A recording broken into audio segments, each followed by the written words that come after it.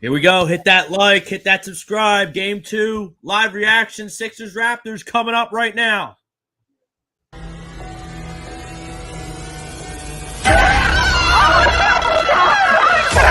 Let's go!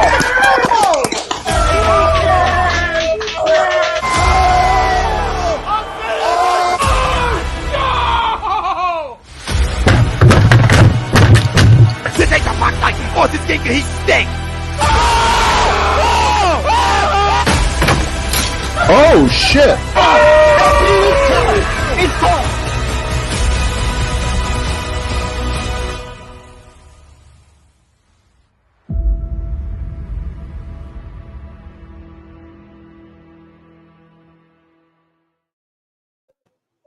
Good evening, everyone. It's Monday night. Sports Hounds live exclusively on A2D Radio.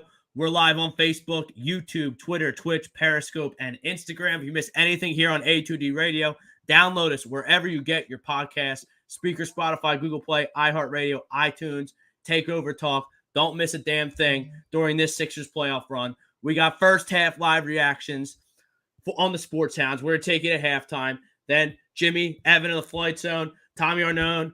He'll probably pop his head in for some second half live reactions, as well as some post-game stuff. Sixers roll in game 1. We're brought to you by ARIA Public Adjusters. Don't fight your homeowner's insurance alone. Contact ARIA Public Adjusting at 813-564-3364. Numbers right there at the bottom of your screen. Again, don't fight your homeowner's insurance alone. Tell them Brad Ryer, Rob Brakeman, the Sports Hound sent you. Tell them A2D Radio sent you. Get yourself some help. We're brought to you by All Campus down the Ocean City Boardwalk, host of the Ramp Booth every Sunday morning between 10th and 11th Street. They're giving you 20% off to all our members. To become an A2D member, follow the link in the bio. You get picks from Willie Vegas and the Money Pop Podcast, special shout-outs, merchandise giveaways, all kinds of stuff. We're also brought to you by Bet USA, leading sports book in the United States for over 25 years. Bet on anything and everything in every state in the United States. BetUSA.com. 125% sign-up bonus. Use the link right there. I'm hammering the Sixers tonight. Before we get to our poll question, let me get my picks on record here. I'm hammering the Sixers minus 7.5 tonight. And I'm also doing a little sprinkle on everybody. Philadelphia's favorite prodigal son, Tyrese Maxey, plus 700, coming off that 38-point outburst. And look at this. We got Gus Johnson on the call. We got Greg Anthony on the call. TNT game. It's playoff time, baby. But Tyrese Maxey's plus 700 to get the first basket. I fully expect him to pick up right where he left off in game 1. 38 points. There it is right there on the TV screen. Tobias Harris with 26. Our poll question of the night, brought to you by Gleason's Bar and Grill, located at 6700 Mill Creek Avenue in Levittown, PA. Use promo code A2D, 10% off your order, whether you dine in or take out. Gleason's Bar and Steaks.com. Poll question, it's real simple, Brad. The Philadelphia 76ers are going to win Game 2 at the Wells Fargo Center against the Toronto Raptors. I'll defer to you. I think I already kind of tipped my hand, giving away my picks there at the top of the show. But what say you, Brad Ryer? Well, I'm trying to think of reasons why I think Toronto could win, but they just seemed like they were totally overmatched the other night. Now, we know that the Sixers are not going to shoot 50% again. We pretty much know you're not going to get 38 points out of Maxey again. But there's other guys on this team that can score, and I just don't think that Toronto can guard these guys. I don't think they can stay with them. I think they're overmatched. Gary Trent is in the starting lineup tonight. I was under the impression all afternoon that he was going to be out, but Thaddeus Young, a role player for them, is going to be out.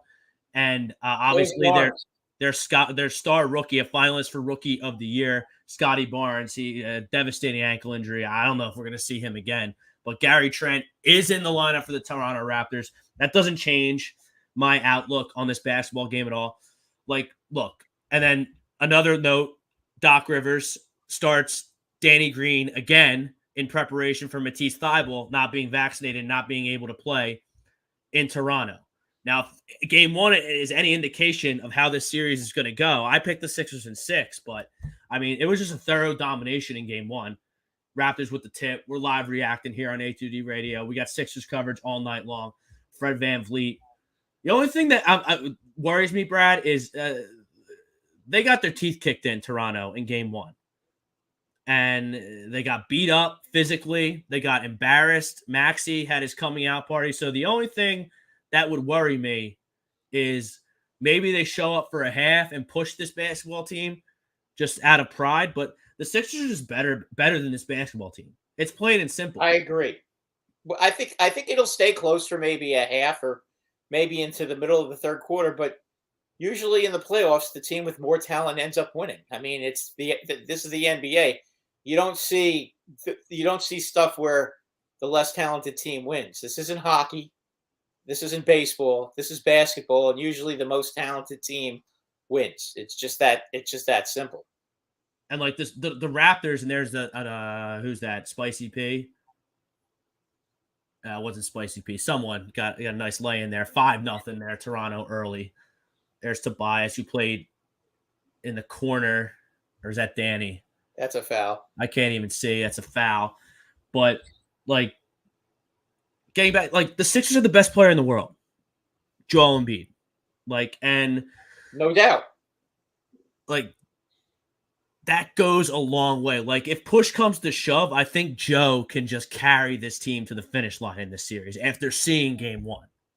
Well, that's why I don't think Maxey's going to score 38. I mean, Embiid is the one that it's Embiid's team. Embiid is going to be the one that factors into how many games they win and how many games they lose. And basically, if he gets the ball down low, he's either going to get fouled or he's going to score.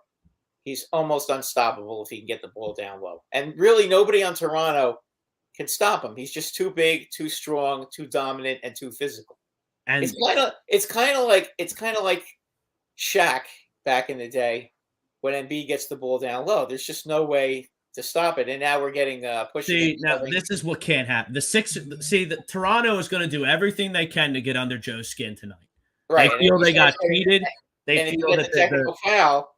And if he gets a technical foul, then he's gonna be in trouble, because if he blows a stack again here, then he gets thrown out. So he's got to just maintain control. And good job by Harden getting to him and calming him down. But Joe has to understand that he plays on the edge. Okay, I'm not calling him a dirty player. Okay, but he does play on the edge. There's no question about that. So when you play on the edge, you have to understand that somebody else may play on the edge back, and he's just got to ignore it and play. And take his foul shots when he gets fouled, and that's it. He can't allow this team to get under his skin. I mean, he's already been doubled at least one time down the floor that I've noticed significantly. They're going to be throwing the kitchen sink at him. They're going to be elbowing him in the back. They're going to be pinching his triceps. They're going to be doing everything they can to get under this guy's skin. And it's already getting chippy and physical. Yeah, that was very physical just there. Maybe Glenn here gets a timeout here. Now he's going to let him play. 8-0 Raptors, 2 minutes in. I think the Sixers just got to weather this storm. Because Nick Nurse gave him a big pep talk about how it's us against the world, and the refs don't respect us, and the league doesn't respect us, and we're on the road, and no one thinks we can win, and all that nonsense. There's a deuce there. There's Harden going. Harden is a deuce. I mean, okay, if they're just going to pull up like that, that's not going to last all game. That's ridiculous. That's the second long bomb from Fred VanVleet. So if that's how they got to score against the Sixers, then I'm pretty confident that. Well, you got to be careful. You don't want to get too far behind here. That looked like a walk, actually, but whatever. I mean, I don't like that turnover on the perimeter there by Tobias Harris. I think the one of the main reasons the Sixers won game 1 in such convincing fashion is they only had 3 turnovers, Brad, in 48 minutes. And there's a replay of getting chippy. Let's get to some comments here early. Rob Povey is in the house. Check him out on the Hockey Happy Hour. Hockey playoffs fast approaching. My money's in on the Florida Panthers and my man G. Thomas Arnone, he's everywhere here on A2D Radio. He agrees to the poll. He's got the Sixers winning tonight. And Brian Daly in the house. He agrees to the poll. So everyone's Sixered up. There's Joe getting to the line. Look, if they're not going to double Joe like that, and they're just going to have Spicy P on him, like Joe is going to be able to get to the line. Nobody can stop him. That's the whole thing. if the Sixers need to get points, get the ball down low to him. I don't care if they double team him, triple team him. They're going to foul him. They can't stop him. He's too big and too strong for these guys. They don't have a guy who can physically stand Embiid's game at this point. And Embiid, the fact that he's getting physical is only making him a better player. Now, Brad, a couple weeks ago, Tyronn Lue, pretty good coach, pretty good basketball mind for the Los Angeles Clippers. He's the head coach out there.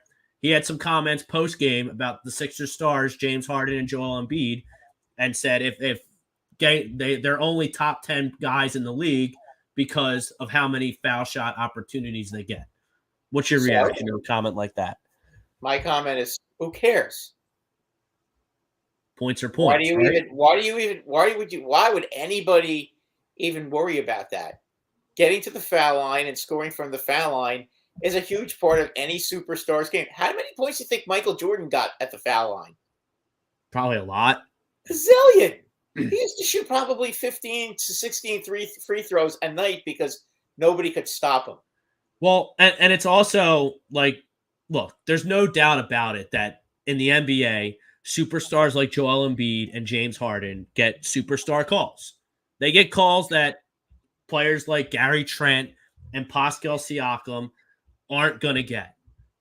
Oh, now Joe gets leveled there in the lane, and the refs got to get this under control a little bit here because there's a lot of body contact flying around. You could make the argument that could have been flagrant. I'm very conservative with my flagrant fouls. Yeah, but you got to get went straight up. Control, Rob. He wasn't playing the ball. He's not playing the ball here. Who's playing the ball? Yeah, but Joe pump faked. Look, I love this physical. I just don't want to see my boy get hurt here, Joel Embiid, but I don't have a problem with that foul. Pascal Siakam went straight up. Joe pump faked. That's why it didn't look like he was playing the ball. 11-4 Raptors. Look, this is the kitchen sink. This is the kitchen, and they're probably going to get – the NBA is soft as baby poo, so the Sixers are going to catch a break here and get a flagrant foul now. And, if Toronto's going to come out and be physical – the Sixers have to understand that they're going to have to match the physical intensity, and if they do, look, they're a more talented. I'm sorry, that he was pushing him down after he hit him. I mean, there's no question in my mind that's a flagrant foul. I mean, that's ridiculous. Jesus Christ, that's insane. Pete Evans, he agrees to the poll. Nick Nurse is halfway to the Los Angeles Lakers job. Interesting take. Frank Vogel getting fired out there in the Lakers, which was just a total disaster. I mean, to not even be in the top 10 when you have LeBron James on your team, woof, that's bad. And interesting take there by Pete. So Nick Nurse might be halfway to Los Angeles. I don't have the sound on, so I don't know what the final decision was there. Do they call flagrant? No. Doesn't look like it, because if it was a flagrant, there'd be nobody standing. There'd be nobody standing in the lane. So, look, I'm fine with that. But I don't want to see the Raptors bitching and moaning when Joe bucks back and fouls Siakam hard. All right, I don't want to hear that. This is going to be a very physical game. It's not the Sixers' fault. It's not the officials' fault that the Raptors don't have any superstars on their team. They don't have anyone like Joe and Harden that are going to garner those superstar calls. No. So in the playoffs like this, against whoever they match up with, whether it's Boston, Brooklyn, even Miami has more star power, even though I don't think Miami has much star power. Very good basketball team, but not much star power. Like, they're going to be the short end of the stick because superstar calls are a thing in the NBA. There you go. Push. Superstars give it to them. Always get this favorite treatment, but you have to expect that. That was about Joe is unbelievable. I mean, first of all, anyone he never even dribbled. Don't you have to dribble? No, superstars don't have to dribble. Like we just talked about this. There's special rules for these. It's just a fact. James Harden travels all the time. LeBron James travels all the time. Embiid travels with Giannis. I just all thought the that you have time. to put the ball down on the dribble at least once when you get the ball and just start running with it. But like they do this Euro step and like it's fine and it's cool and we'll take it. I guess. But I It's mean, it's just very, when God. I mean, I know Harden. Whenever he shoots, he's taking an extra step. But that's one thing to catch the ball. Well, that's a foul. That's a 3-point foul too. 3-point foul, excellent foul shooter for James Harden. This number 3, is that Agbayani? Or however you say it? I don't know. There's Well, no switching again. he's been getting skippy all night already. Yeah, number 3 here. And Nick Yeah, Nurse. as far as guys getting too many foul shots, that's part of the league. That's what great players do. But like They you get a lot of can't have fouls. your arm right there. That's a foul all day. All Yep. day. Rob, day. a little trivia here. When Wilt scored 100 points back in '62, I think it was, against the Knicks, I believe 28 of those points were foul shots. So, big deal. If you're fouling them, you're breaking the rules, and that's what makes them so hard to guard. Because if they don't, they will get. It's almost impossible to guard them because you can't, and the only way to stop them is by fouling them, is by breaking the rules. And you know what? That's part of being a great player. How many times do you think Julius Erving used to get fouled? A lot. Moses Malone, when he was under the basket, always getting fouled. I mean, that's the nature of the business. You score by getting to the line. Is that an M1? That is an M1 here. The Sixers have already weathered the storm. They're Correct. coming back, and now they're Correct. all Toronto really did was piss them off, which I think that's probably not good, because once Embiid gets pissed off, I think he plays better when he's pissed off.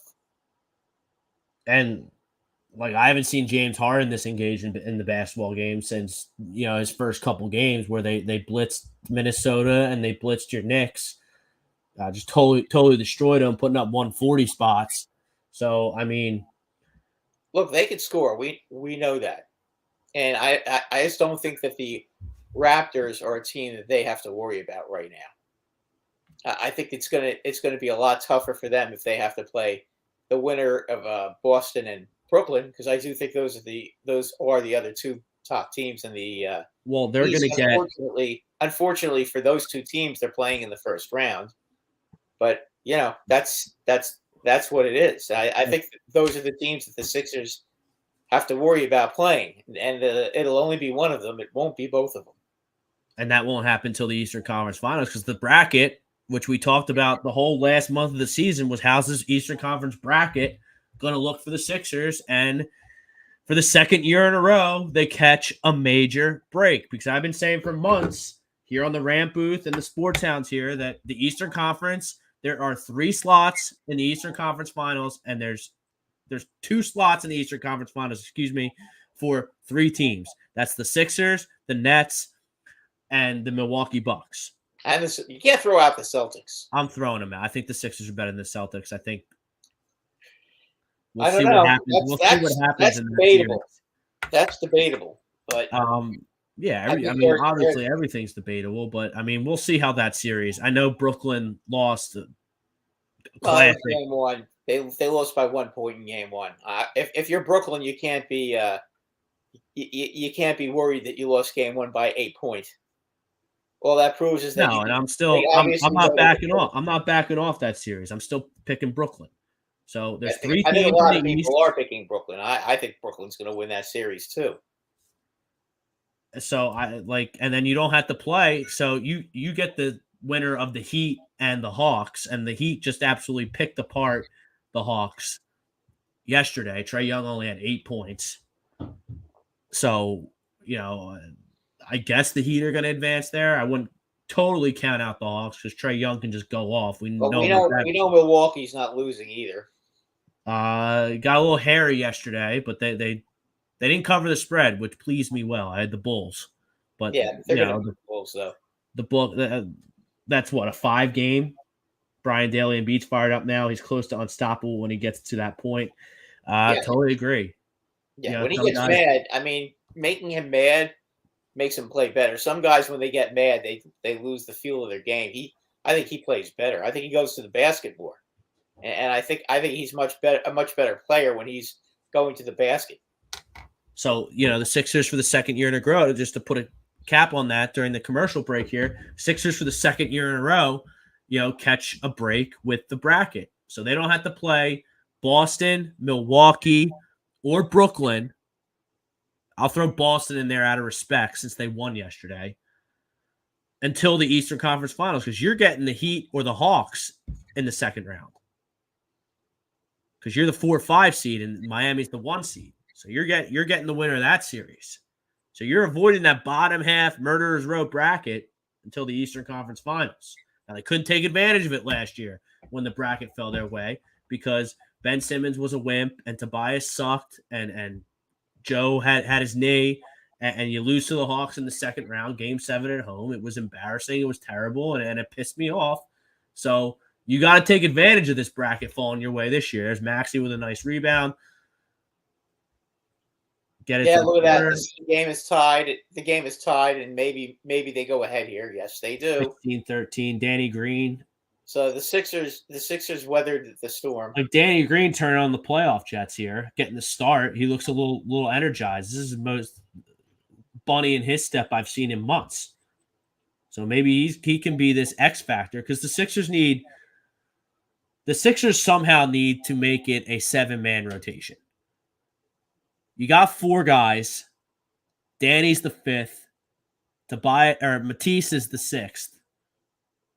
And there's a 24-second violation on the Raptors. I'm surprised the Raptors haven't taken the time out yet.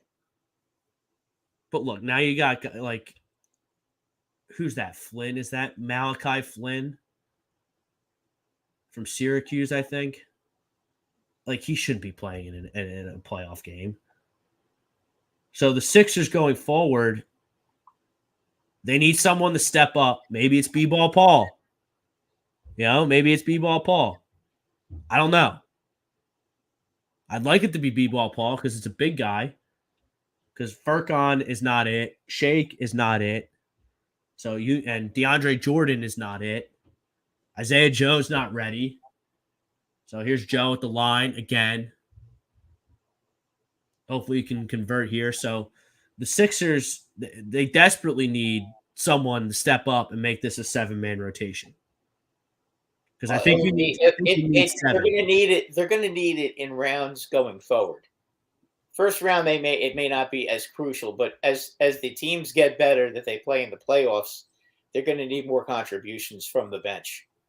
I think they're better than the Heat. I'm going to go ahead and assume they're going to play the Heat in the second round, but you would think so. But I mean, Atlanta is not a bad team, but I just think the Heat are better. I would agree. Sixers up 5, just like I predicted. Toronto's cooled off. Started 4 of 5. They're now 1 of 8. They've been stuck on 13 for a hot minute here. You got to fight through that screen better, Matisse. Van Vliet misses. Harden, is that Birch? He's got Birch 1-on-1.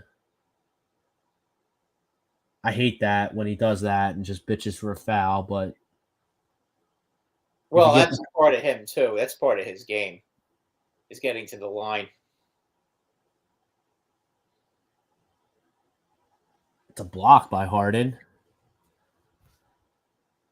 See, now that's good. That's good defense between Harden and Embiid. They did a nice job there. Yeah, Brad. Since the hot start, 4 of 5 start, they got the 13 rather quickly, and they've been stuck on 13 for a while.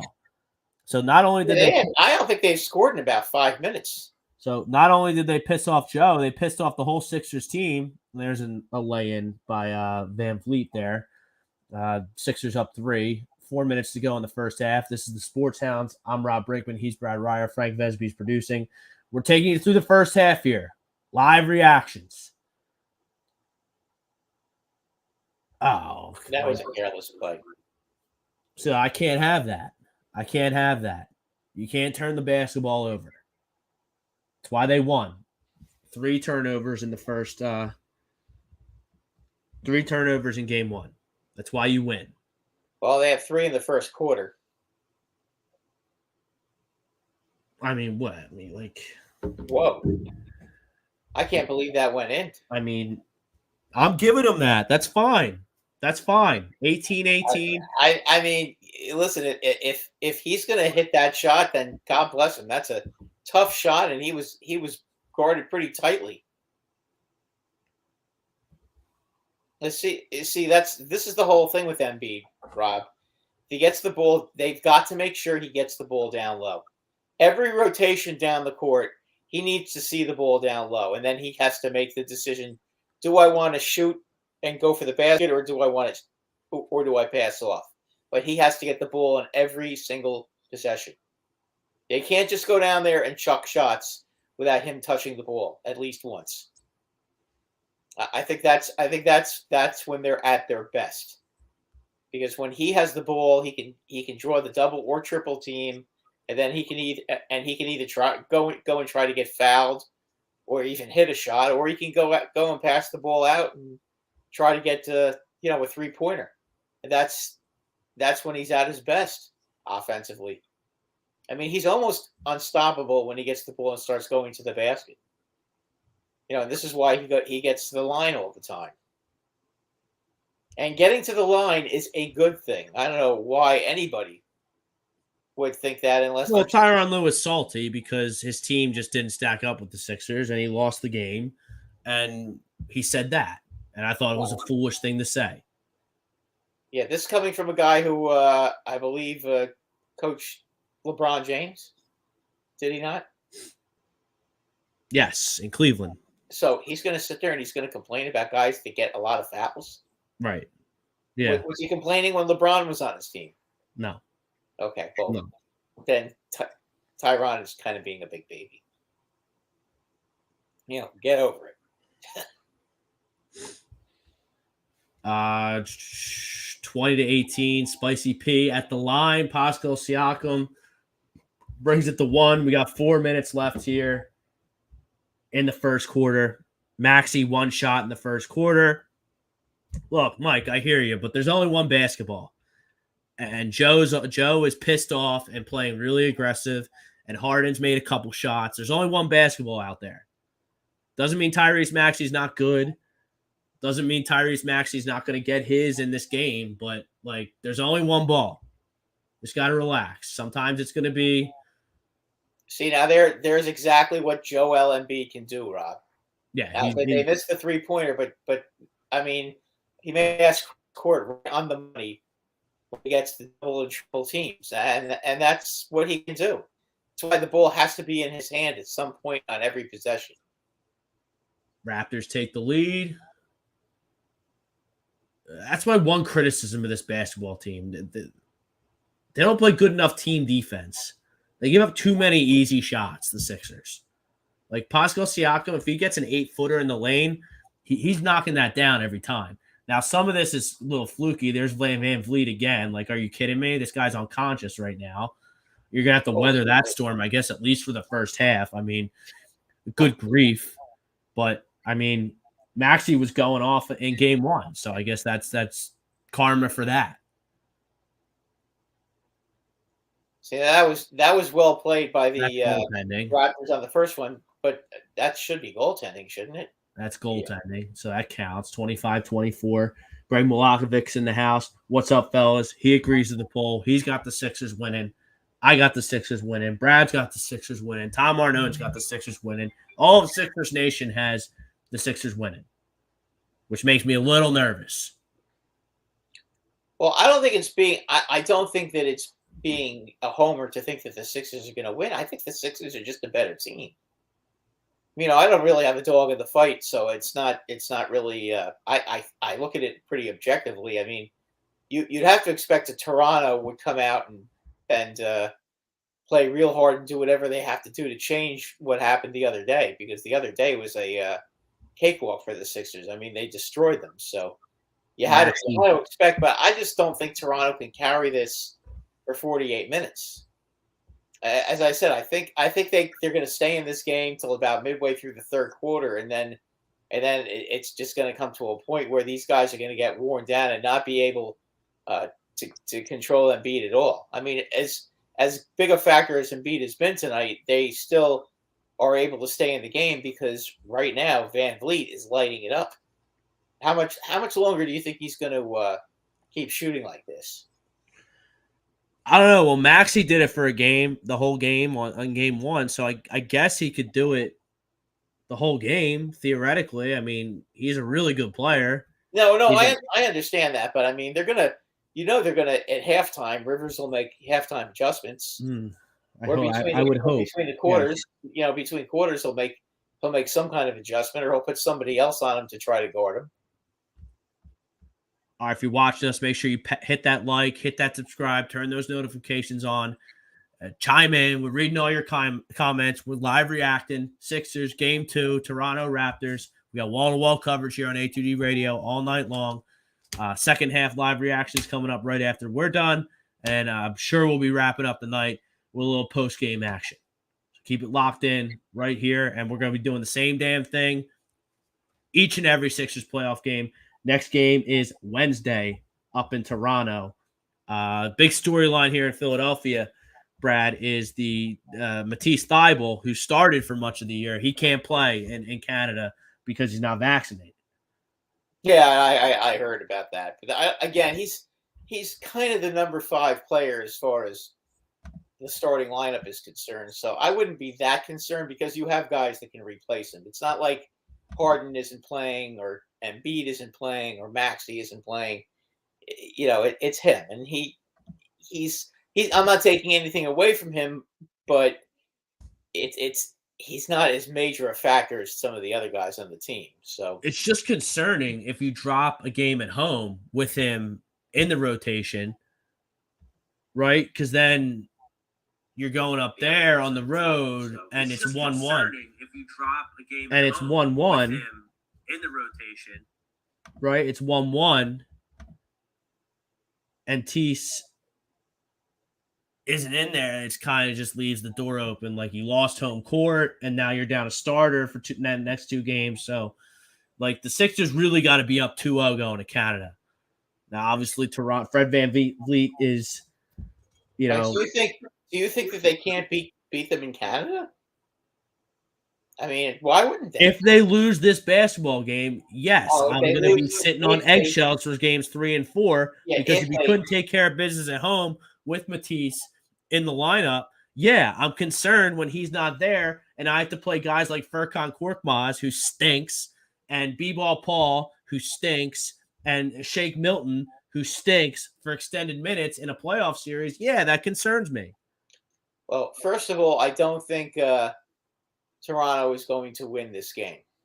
Okay, I know they're ahead by a point right now, but I honestly don't think that they're going to win this game. That would be... I mean, they're throwing rocks into the ocean right now, so, like... Yeah, they are, but that's not going to last. Sammy Rowe, vaccination is Canada's secret weapon. Dogfight, Tom Arnaud loves our defense right now. Yeah, a lot of these points, you can't really do things. If Fred VanVleet's just going to pull up from Steph Curry territory all night and make them, good for him. As far as the vaccination stuff, I mean, okay, the only thing I'll say to Matisse is why would you get so Matisse got the first shot and then refused to get the second shot. Therefore, he cannot play in Canada. I don't know why you get the first shot without following up with the second shot so you can help your basketball team, potentially win a championship. I don't get that. It's the same thing. It's the same thing with the knucklehead on Brooklyn. But Kyrie, at least he didn't get anything. I know, but it's the same stupidity, though. I just don't understand getting one shot, not the other. Maybe I don't know, but I mean, it's his body, it's his choice, and it is what it is, and he can't play in Canada. Yeah, and that's unfortunate. But again, I don't think it makes that big of a difference. But there he is, right there with the big block. Now they get going in transition. You get the ball back down to Joe, and there's an offensive rebound. There's Joe working hard. That's another M1. Joe's fired up. Like, how can anybody explain to me that Nikola Jokic is the MVP of the NBA after watching this guy play all season? He's the scoring champion. He's the most dominant player in the league. He does something that amazes me every night. And just because I'm advocating for Joe over Jokic for MVP, that doesn't mean I think Jokic's bad. It's not a dig at Jokic, but Joe is better. He's more valuable to his team this season than Jokic is to the Nuggets. I mean, Jokic leads his team to a 6 seed in a soft West. I mean, Joel Embiid, remember before the James Harden trade? Sixers were playing short, number 25 from Australia, because he didn't want to play. He didn't want to get his hands dirty and work hard, and his feelings were hurt. Sixers were number 2 seed, number 1 seed, number 3 seed in a very tough Eastern Conference for much of that time.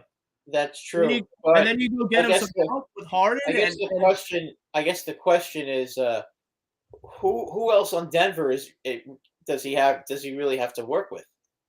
Weren't their top players injured this year? I mean, Jamal Murray's injured. I guess you're right, but I mean that's the only thing. If he's not there, they're probably a 20 to 25 win team this year. But I mean, what are the Sixers? Sixers win 10 games without Joel Embiid. I'm not saying, listen, they would be buried without Joel Embiid. Don't get me wrong. I'm not in any way saying that he's because more valuable. I think Embiid's the best player in the league, and if you're the best player in the league on a very, very good team, then you should be the MVP. I don't understand. Like, if you want to sit there and you want to be a basketball guy and discuss X's and O's of basketball about why Jokic is the MVP over Joe, okay, I'll listen. But it's not that. It's these dry jocks that don't watch the game and just clack away with their analytics on their computers and don't watch. Like, I watch Joe every night, and he's the best player. They're number 2 seed before the Harden trade. Number 2 seed. The East is loaded. And he's not the MVP. First center to win the scoring championship since Shaquille O'Neal in 2000. Shaquille O'Neal was ridiculous in the year 2000. Absolutely ridiculous. It was Shaq's team. It was before Kobe emerged. And, like, we're comparing him to that. And he's not the MVP. And I don't understand why, like, guys get the MVP when they don't have the best stats all the time. Oh. All the time. That could have been, oh, jeez. Is he still down? Is he still down, or did he get up? I mean, they're letting him go. Just let him go. If you're going to let him go and swallow the whistles, that's fine. But swallow the whistles for all 48 minutes and swallow the whistles all the way for 48 minutes for both sides. For both teams, exactly. But Brian Wilson's in the house. He agrees the Sixers will win tonight. I think Toronto probably covers the 8. They seem ready to go tonight. I hope not, Willie Vegas. I fired on the Sixers tonight, -7.5. I did so thinking Gary Trent was not going to be in the lineup, but he did start tonight. And I lost my Tyrese Maxey first basket bet. That's okay. It's a shot in the dark anyway. And I like the Warriors later. If you want Willie Vegas's take, if you want Money Moss's take, sign up, $9.99 a month. Be an A2D Insider member. You get the picks, you get merchandise giveaways, you get special shows, you get shout outs, you get all kinds of stuff. 20% off at all campus. So it's a big bang for your buck. The Mike Collins, Danny Green can give adequate D for those games in Toronto. Willie Vegas, there's some free action, some free smoke right there from Willie Vegas. He likes the Dallas Mavericks money line tonight. That's a bold play without Doncic. So I think Dallas really needs it because they lost game 1 to Utah, I believe. I don't see Dallas winning that series without him. No, and it's a shame because he's so good. He's so good, Doncic, but it always seems to be something with him. But anyway, I mean, chime in on the MVP talk. Chime in on Tyrese Maxey. Chime in on Matisse having to miss the games in Canada. Chime in on this game going on right now, Game 2 at the Wells Fargo Center. I didn't catch the exact score before we went to break, but we're in a dogfight. And I do agree with Mike Collins' comment. Danny Green has looked a little rejuvenated. He's got a little spring in his step these first 2 games of these playoffs. Maybe he's feeling himself a little bit because Doc's giving him the starting nod. I don't know, but I like it. I hope he keeps it up. And yeah, we're damn sure going to need him in Canada. Without Matisse suiting up. Let's dominate the second quarter. Yeah, I need to. Somebody's got to make sure they're on Van Vliet. I mean, he's getting open shots. They are on him. He's hitting these ridiculous shots. Like, there's not much you can do when the guy's just throwing rocks into the ocean like Van Vliet is right now. I don't have any problem with the Sixers team defense on Fred VanVleet right now. He's just hitting a lot of shots. Look, in the NBA, Brad, good offense is always going to beat good defense. That's just the way it is. Oh yeah, absolutely. That's how to win. So you can't win with just good defense. You've got to be able to score. Correct, and it's always been that way.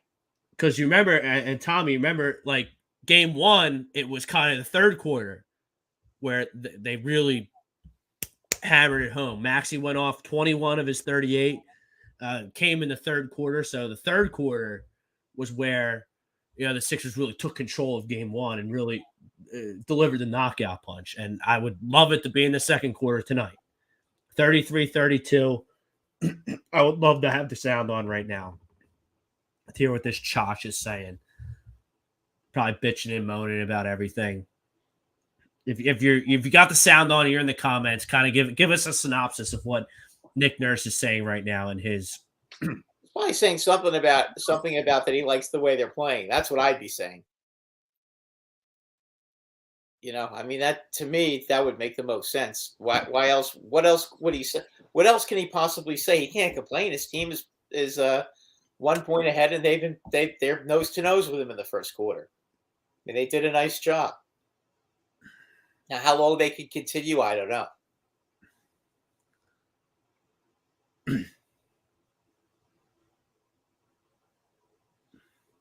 Great offensive board. Great offensive board there by Danny Green. Shake Milton with a big shot. There we go. Let's go. Here we go. Second quarter explosion. Rob, that ball movement was tremendous. They really hurt the Raptors with the corner 3 in Game 1. With the ball movement, they moved the ball well in Game 1, and they're moving the ball well tonight. Well, that was picture perfect basketball on that first possession. Cameroon, Ireland, checking us out on YouTube. If you're on YouTube right now, hit that like, hit that subscribe, turn those notifications on. Don't miss a damn thing in this Sixers hopeful championship playoff run. That's a really nice take by Tobias Harris right there. Little floater with the kiss off the glass. He played fantastic in Game 1. Cameroon, Ireland, Raptors out there cross-checking Embiid. They're out there playing hockey. Yeah, it's physical. It's going to be a dogfight. Like, Raptors aren't just going to roll over after getting the Raptors are just, how many 3-pointers have they made in this first? And they're making everything tonight. 6 for 10 so far. That's phenomenal. That's not going to continue, though. There you go, everyone. B-Ball Paul's in the game. He's in the game. We got a B-Ball Paul sighting. That's not his game. That's not Danny's game. Drive it and kick it. Move the ball. They've been moving the ball well all series. Well, Toronto did play good defense on that particular. All right, Fred VanVleet is breaking news here on A2D Radio. Fred VanVleet is human. He just missed a 3, finally. Angel Frank, he's checking us out on the tube. 35-12 for Embiid tonight. Harden's going to have 28 and 10. Sixers win by 9. Mark my words. I'm all in with you. Frank. I got the Sixers minus 7.5. There's another 3 for the Sixers. I got the Sixers minus 7.5. So a 9-point win is music to my ears. Jimmy Rodweller, check him out after us. He'll be with second half, post game, taking you home. The series is over. We need Shake to hit those for us to get where we want to go.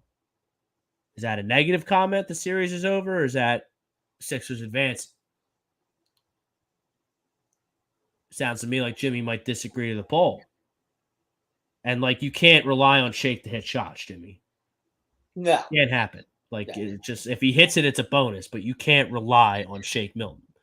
I mean, Shake Milton's been on this team for what, 4 or 5 years? And he is what he is. He is what he is. You could do worse than him coming off the bench.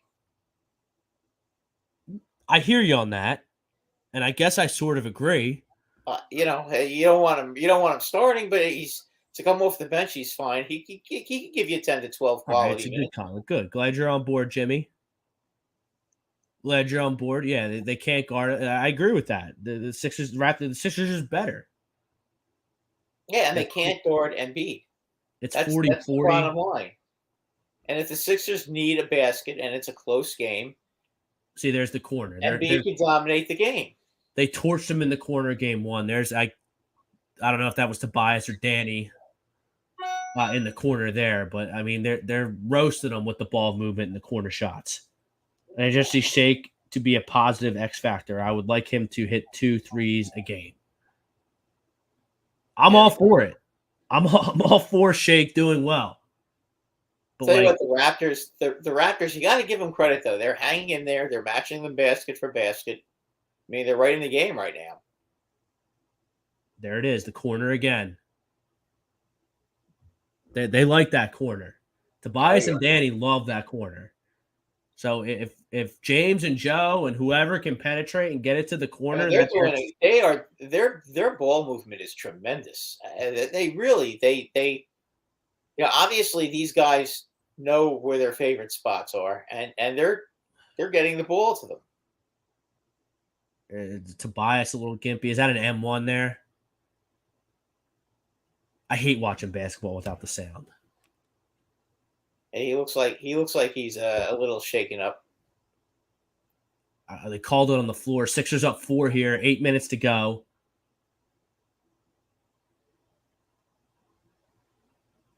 There's B-ball Paul in the game. It's actually really good defense. Go, Maxey. Go. Oh, he loves that floater. He loves that floater. It's so pretty. Everything he does is so pretty. So pretty. That was tremendous defense, and it caused the turnover. I haven't seen someone as fast as Maxey with the basketball since Allen Iverson in a Sixers uniform and Derrick Rose overall. When Derrick Rose first came in the league with the Bulls, before his ACL and he was winning MVPs, those are the 2 fastest guys I've ever seen with the basketball. And Tyrese Maxey's right there. With the Sixers for sure. If anyone has another person that was really fast with the basketball, feel free to chime in on the comments. Are you saying with the Sixers or period? Yeah, I am looking for. Once we're off the air, I'm going to lock in. Period. Brad, you can chime in. Wow, did you see that play? I saw it. And there's Maxey. He's getting going. Sixers now up 8.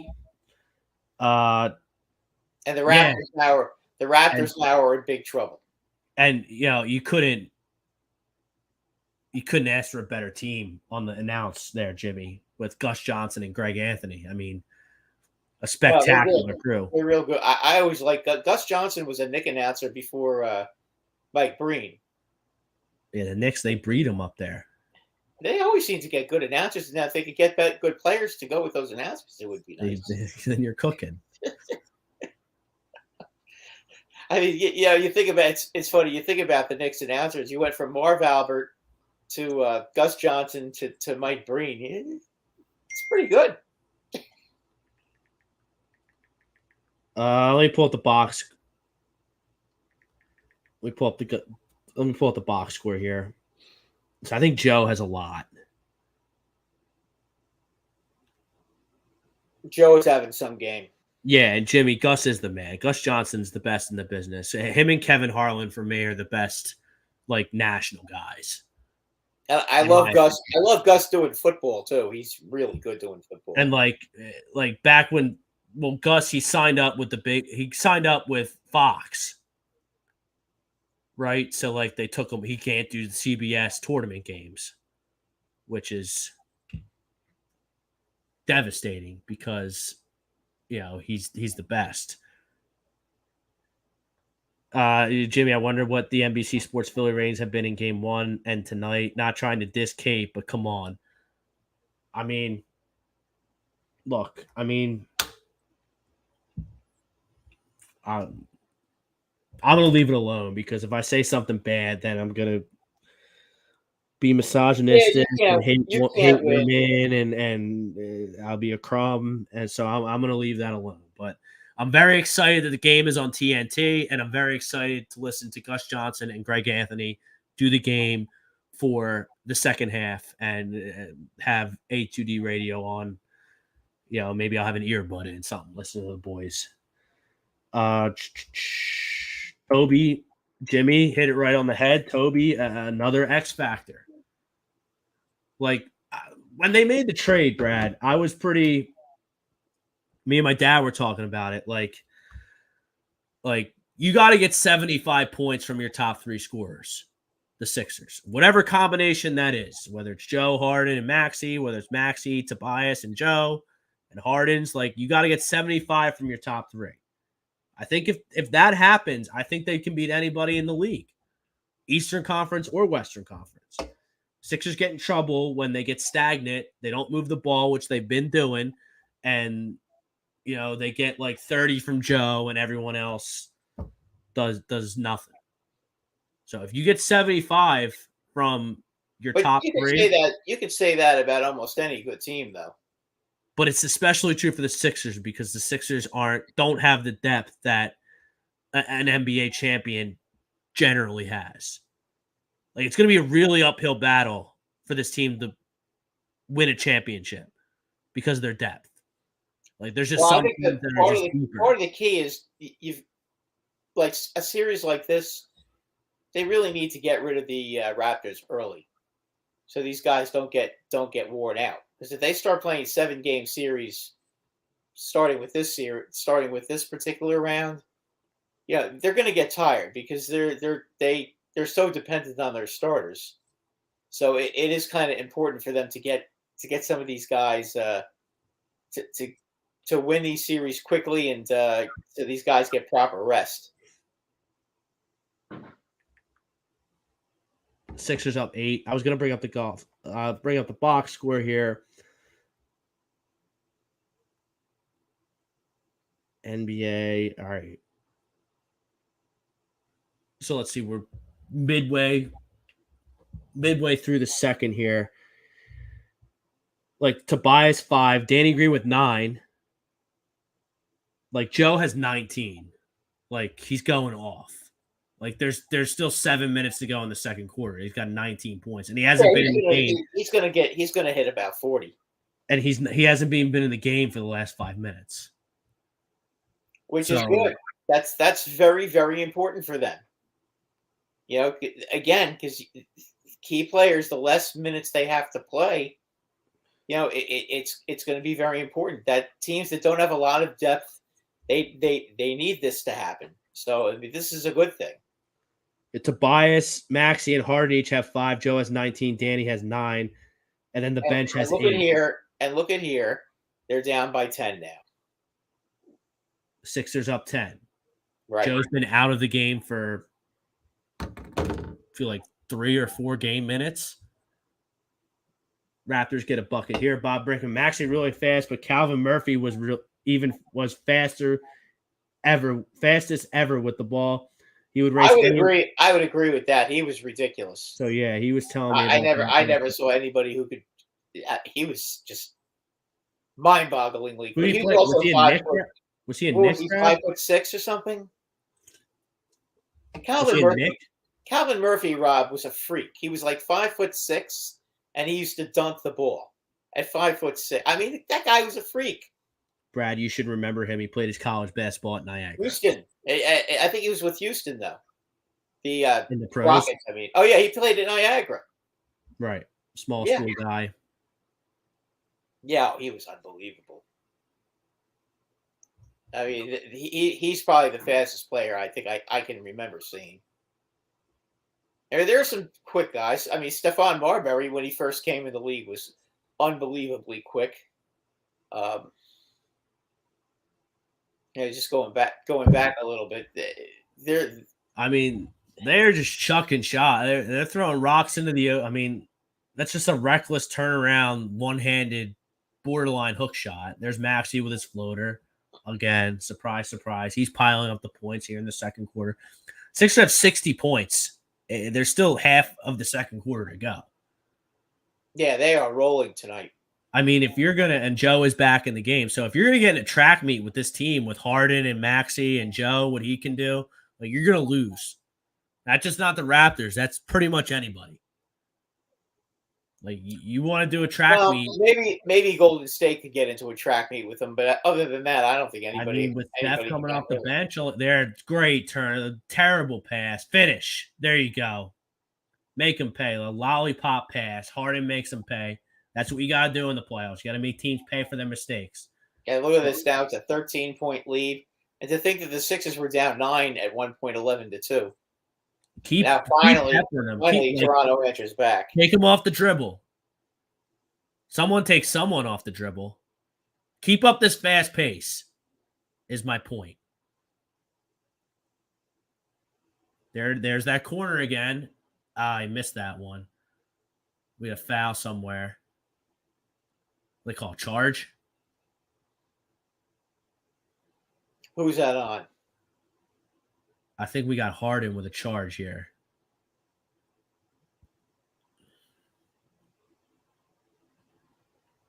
Yeah, I guess there was an offensive foul there. Great play. Who's that? Wow, he was just dispossessed of the ball. That was Harris, right? That was Harris.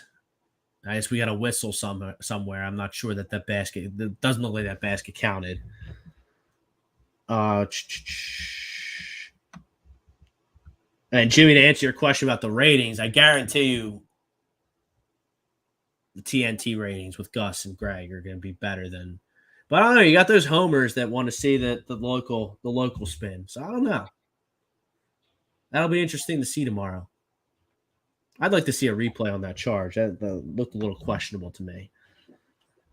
Oh, I think Harden would like to see one too, because it looks like Harden was taking it up with the officials. But right now, the Sixers are playing great basketball in the second quarter. Yeah, I mean, what is it, 61-53? Yeah, you have to admire what they did. They took basically Toronto's best punch and came roaring back. Yeah, they were down 11-0, I think. It was 11. It was 11 to. I think it was 9-0 and then 11-2. And they came roaring back. And then when they got 13, then all of a sudden it's 11-2, and then the next time I looked up at the screen, literally it was 13-12. That's how quick they can make it happen, and they to me look like the better team. It's not just home court advantage. I just think that they have more talent. And they are really playing like a team. They don't just, it's not one guy having the ball and hogging the ball all the time. Everybody's on the scoreboard. Everybody's passing the ball around. I mean, it's remarkable how they're doing it. It really is. I mean, you got 8 points from your bench with 4 minutes to go in the first half here. This first half is moving by, so maybe we'll take you up to the start of the third quarter, get our 2 hours in, then hand it off to Jimmy and Evan. This game's flying by. Already 4 minutes left. I'll tell you, Rob, another guy who's unbelievably quick is the little guy. Is the little guy that was drafted by the Grizzlies. John Morant. Yeah, he's a freak. Yeah, he's an absolute freak. I don't know how that series is going to go for Memphis. I like that Timberwolves team a lot. I like Cat. I like Edwards. I like Beasley. I like D'Angelo Russell. Well, I would like to see Patrick Beverley's just a winner. Yeah, I would like to see Cat finally get himself deep in the playoffs. I mean, I like seeing great players, get somewhere and Now, be in in big that games. in that draft, Brad, the Knicks didn't pass on John Morant, did they? No. John Oh. Morant was the second pick in the draft, and then Barrett was the third pick. I mean, Barrett's pretty good, but I mean, Barrett's not. Barrett is fine. He's not. Barrett's not. Barrett was not the issue, and Barrett had a great year for the Knicks this year. He wasn't the problem. It was the big baby Randall, because God forbid he wasn't getting the ball as much as Barrett was getting the ball, which is why he used to be Julius Randle was on my fantasy team, and then he didn't play in the semifinal match. My semifinal match, he sat out the whole week, killed me. So he can go kick rocks. Yeah, he's got to go. And quickly ended the season well. Yes, Brad, he did. You remember on draft night, leading up to that draft, I said teams were going to get bargains with those two backcourt guys from Kentucky and Maxey. Yep. By the way, not quickly, Toppin played real well when Julius was sat down for the rest of the season. We're in such you got to give Toppin a chance. Toppin was you got to give guys a chance to mature. You also have to let everyone's John Morant, where you just come in and take the league by storm. Yeah, you also have to let him play a little bit. I mean, that was part of the problem with Toppin. I mean, Randall was getting all the minutes. I think at this point, Randall is going to get traded in the offseason. I think that's pretty much a foregone conclusion. For Zion Williamson. Well, I know they want him. I know Zion, from what I heard, he wants to play in New York. So, and then the Knicks went out and got what's his name from the Hawks? What's his name from the Hawks? The former. I can't remember his name. Give me a break with that. That's a flop.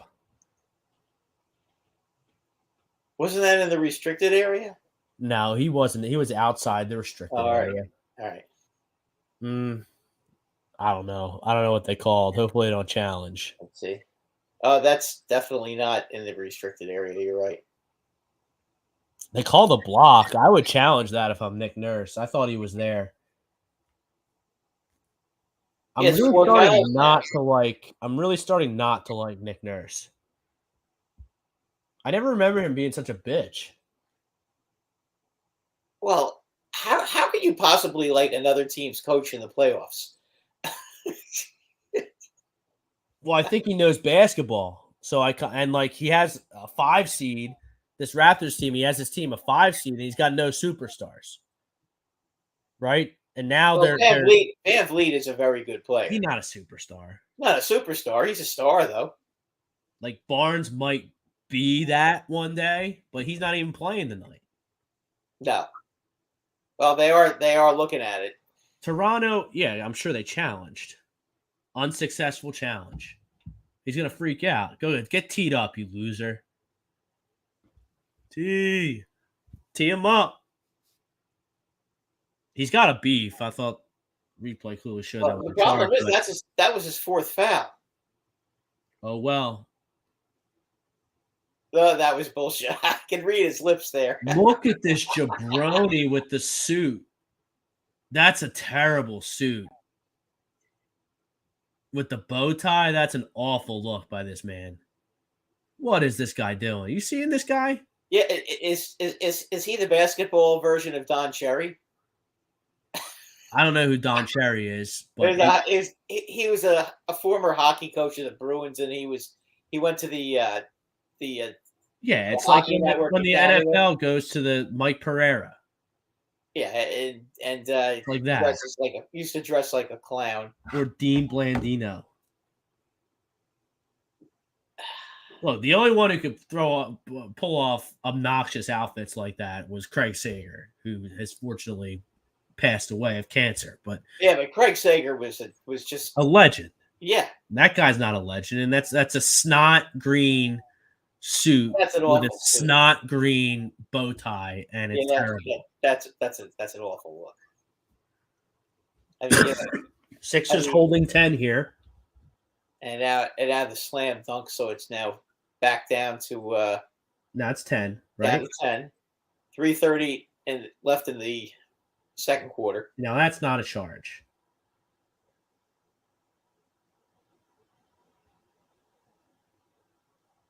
Hopefully they can go up 12 here. Yeah, Toronto has committed a unbelievable number of fouls. I mean, Rosca's talking about the Rams in the chat. It's a basketball night, but we got the draft coming up. Obviously, the Rams are the champions. Everyone's chasing the Rams. well, they don't have any draft picks, do they? No, but they got that strap. Yeah.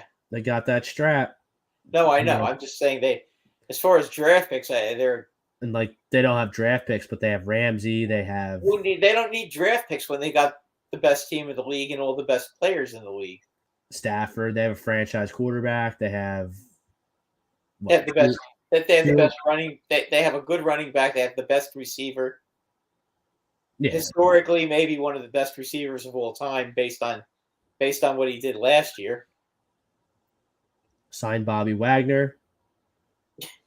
Jimmy Rodwell, the Sixers are beating the Raptors in their own game, and Nurse has no clue what to do. Out-bully the bully. Props to Doc and our team. I mean, there's really nothing he can do. Nick Nurse is just playing what do you want Nurse to do? He's outgunned. I mean, he's just he doesn't have the talent that push. No, he's trying. It's not working. You can't push the ball and start making it a track meet with the Sixers. They have too many weapons. I'm just running him into the ground. Wow, what a move! He's got the dream. Look at how many and other people that want to say watch the game if you don't think Joe's the MVP. Look at how many. He was triple teamed. He faked out two guys, and then he was able to finally get. There's another three. Brad, he's got the dream shake. He's got the Euro step. He's got the fadeaway mid range. He's got 3-pointers. He's got so many different ways he can hurt you. And that's an offensive foul he pushed off. And by the way, a lot of people want to get on Joe for not being in shape, which I think those days are behind him, and it's ridiculous to criticize him for his physical condition now. My man Jokic was huffing and puffing, getting run into the ground by the Warriors. He couldn't keep up. He looked like he was going to throw up. So if you're going to criticize Joe for his physical condition, you better be calling out Jokic after game 1 against the Warriors. My man was huffing and puffing hard while he was getting blown out by the Warriors with a less than 100% Steph Curry while he's the 6th seed in the weak Western Conference. Whereas Joe is the scoring champion, the most dominant player in the league, and before the James Harden trade, had the Sixers in position to be a top 3 seed in a strong Eastern Conference. So the Sixers, anyone who doesn't think Embiid is the MVP, get a clue. Yeah, I don't get that. I don't get that. He's unbelievable. So it's him, Giannis, and Jokic as finalists. Well, he's better than both those guys. I don't think there's any question about that. Under 2 minutes to go here in the second quarter. 62-50. Sixers up 12. Looking around the league, that Willie Vegas' free smoke Dallas Mavericks money line that's about to get underway on NBA TV. Willie Vegas likes the Mavericks. He says, screw the 5. Take Dallas money line. An outright free selection here on the Sports Sounds. If you want more from Willie Vegas, shell out the $9.99. Become an A2D Insider member. And you get 20% off at all campus down on the Ocean City Boardwalk between 10th and 11th Street. And you get picks from the Money Pop Podcast. Money Pop Podcast was flames on Easter Sunday. They had Eitan Shander, a radio personality, gambling connoisseur. He joined the show, and it was a lot of fun. It was a fun listen as I was doing my Easter family festivities. So if you missed it, I know the picks are outdated because, they're Sunday plays and they're outside, but, it gives you a little insight into how, sharps like the Money Pot and Eitan Shander and Willie Vegas, evaluate the betting cards and come to their selections. So Willie Vegas, that's about, and then we got the Warriors, who I really like tonight, to go up 2-0. That's the second half of the doubleheader here on TNT. I'll lay the 7 all day with the Warriors. They're just too good for the Nuggets. And the Nuggets, I'm off joking. TTT Baller, checking us out on YouTube. Nick Nurse is a cheerleader, needs to stop complaining about calls and coach his team. I mean, I think he's doing a pretty good job there, TTP. Like, they're in this thing. I'll tell you what, Fred VanVleet is doing everything he can to keep this Raptor team in the game. There's our boy, Maxey. He's piling up the points here in the second quarter. Yes. Tommy Arnone called for a big second quarter. I mean, he got 65. You're going to have 70 points at halftime. Like, holy, in the playoffs, where it's supposed to condense games, less possessions, less points, knock down, drag out basketball. Sixers on pace to put up 140.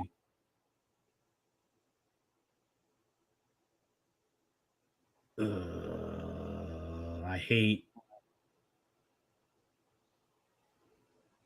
Get the ball. That's 3 offensive rebounds. Come on, guys. Push. 4. They had 4 shots and they couldn't make one. That's unbelievable.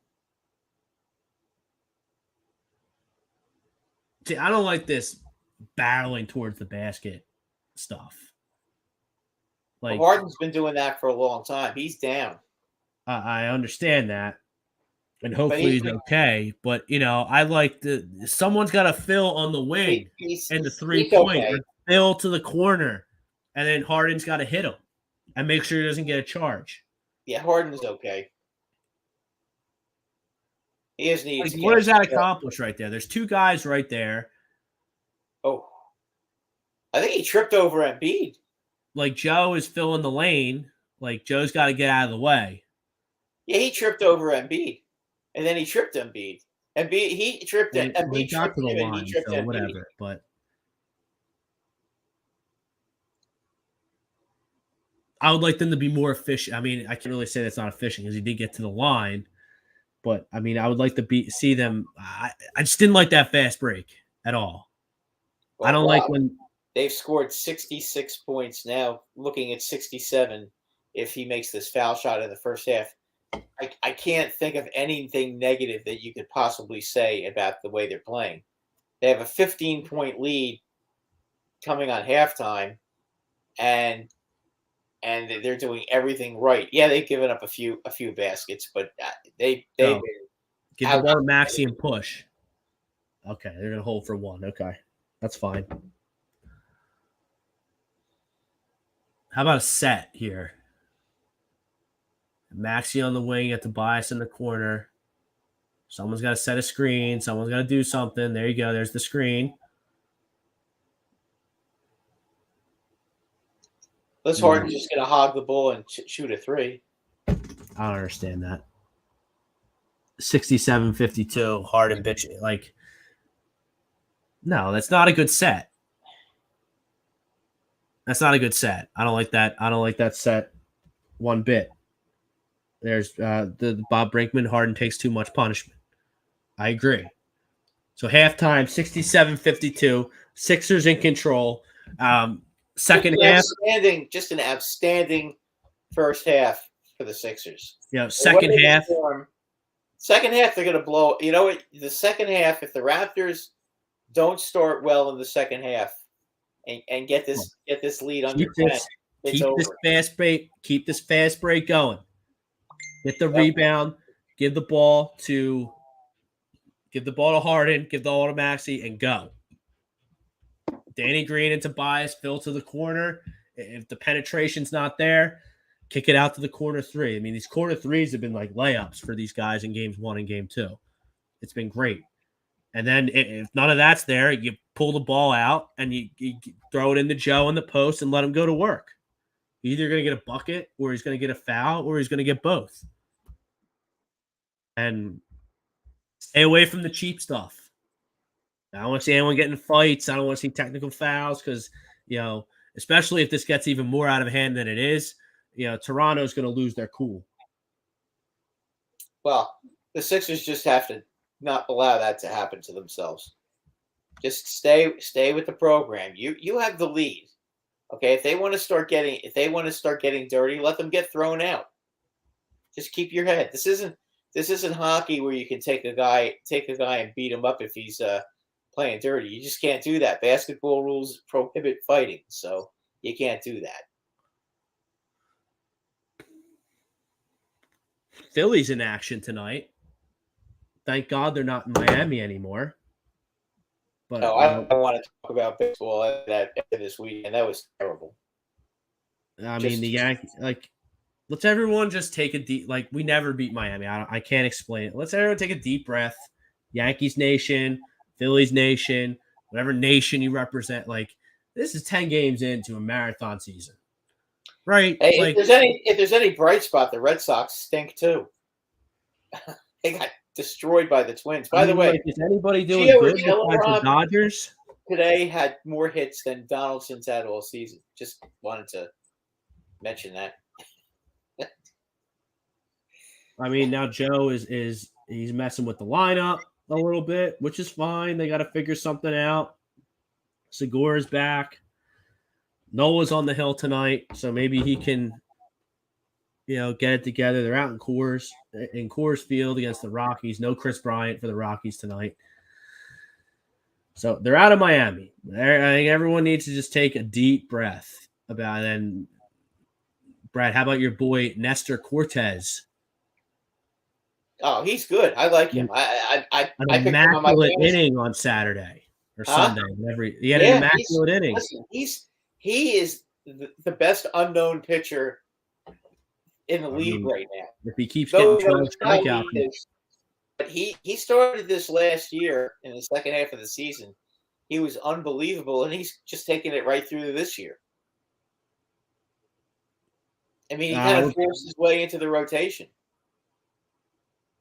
We're going to take you up to about 9:15, 9:30-ish. Live reacting. I do want to make a comment that I haven't really said very much because I've been holding it in, but how about my New York Rangers, huh? Well, the Flyers are dreadful. I know they got to win over them. But, I mean... Well, they have 2 shutouts in a row, which is pretty darn good. That I can't remember the last time they did that. That's a pretty good feat, no matter what your schedule is. I know it was the Flyers in Detroit, but still, Detroit can score without question. But they're tied with Carolina for first place. Now, if Carolina can somehow lose tonight to the Coyotes, which I doubt they will, then the Rangers would be actually in first place because by point percentage. But they've been playing great hockey. Those trades they made at the trade deadline, Rob, they bring in this guy Vetrano, who's scored 7 goals already since they got him from the Florida Panthers. This guy wasn't even playing in Florida. That just tells you how good the Panthers are. That this guy was scratched for probably 2 out of every 3 games in Florida, and he's on the Rangers' first line with Mika Zibanejad and Chris Kreider, and he's got 7 goals already. I mean, it's unbelievable. And then they pick up this guy, Kopp Winnipeg, who's been outstanding on the second line with Panarin and Strome. And you take a look, and they're in first place. They're tied for first place now. And this was a team that everybody was hoping that they could sneak into a wild card. So they're definitely ahead of schedule, and you'd like to see them get themselves at least into the second round of the playoffs. That would be nice to do that. And you're going over the highlights here on TNT. Look at all these highlights. Look at all these highlights on the TNT halftime report. There you go. You go push it down low, but it starts with the fast break. Just run them into the ground. This really isn't rocket science. You're just better than this team. Yeah, they are. I mean, there's no question about that. David Roska, Kyler Murray is being a baby. I don't disagree. Look, these dogs want their money. They want their money. I read an article today on ESPN where all these receivers that were drafted a couple years ago, they're not playing. They're not participating in on-field off-season activities until they're paid. Terry McLaurin, AJ Brown, and Deebo Samuel. I guess that's the cool thing to do now is to take all your shit down off Instagram that's associated with the team when you're pissed off at them. The David Cook Jr., whereas Tommy always says Fred can shoot them out of games, and here we are. He was keeping him in the game. I mean, Fred VanVleet is playing good tonight. He's probably the only one that's pulling his weight. I know Fred. Tommy likes to get on Fred VanVleet, but I mean, he's the only one doing. He's the only one doing anything. Fred, what more could Fred possibly have done? Nothing. I think he's got 19 points. He's kept them in the game. So he's got as many as Joe, and Joe's the MVP. Yeah, he's. I mean, he's just not getting any help from anybody else. I mean, I think that was him on that lazy turnover there that Harden finished. It was. I mean, that was a dumb pass. But yeah, Fred VanVleet. I mean, yeah, he's 4 of 12 from 3, but I mean, he's the only one doing anything. I mean, he's 6 for 18. But like, you got this Flynn guy, whoever he is. I mean, he shouldn't be in there. OG has 10. Spicy P is 5 for 12. So yeah, I guess Fred VanVleet is shooting him out of the game. But like, someone's he got off to a great start, though. That's for sure. This team relies on Scotty Barnes so much. Yeah, much. That's a big loss for them. Like, that's their best lineup when Scotty Barnes is 6'8", bringing the ball up, and Fred is either out because his knees are shot or he's playing off the ball. So like, Scotty Barnes is a huge loss.